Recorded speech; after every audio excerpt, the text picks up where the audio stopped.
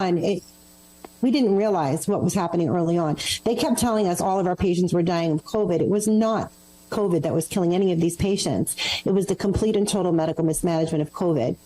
It was the remdesivir, ventilator, death, wash, rinse, repeat. This is what we were seeing over and over happen in these hospitals. And I'm far from the only nurse that can tell you this. I know that you've interviewed Nicole Siratek. She could tell you what was happening in hospitals that she was at. Nurse Erin, same thing. So it's heartbreaking. It's heartbreaking to see what has become of this. Can I share something with you, Nicole? I thought I knew a lot. I mean, I've had name a doctor, Dr. Judy Mikovits, Dr. Brian Artis. I mean, I've literally been brought up since 14 days to flatten the curve by some of our top frontline professionals, period. Doctors, lawyers, everyone. But Nicole yesterday stunned me. You know what she said? And I want you to emphasize this point, and we're going to say it to this audience too. She said they ordered 35,000 ventilators. She goes, how come they didn't order an equal number of feeding tubes?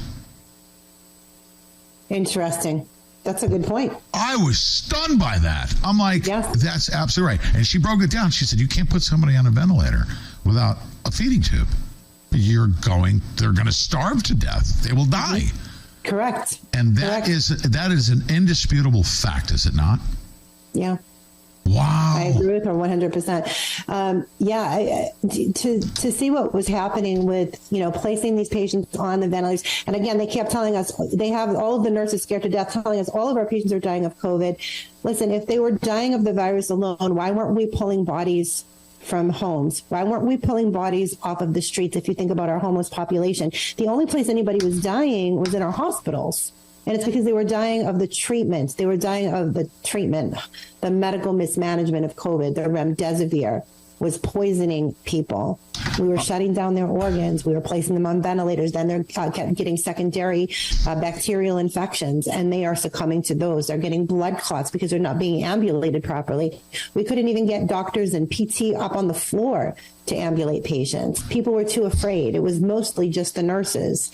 And then the doctors would either come and look through the glass windows of the ICU and take the nurse's report. They were not going in and putting their hands. But a problem that was happening that people aren't talking about enough is how we were intubating patients, not because they were in distress, but in an effort to contain the virus. They were pushing for early intubation, knowing that 80% of the patients, or even more, 80% or more of those patients that were placed on a ventilator never made it off. It was the most egregious thing I've ever seen in my career. And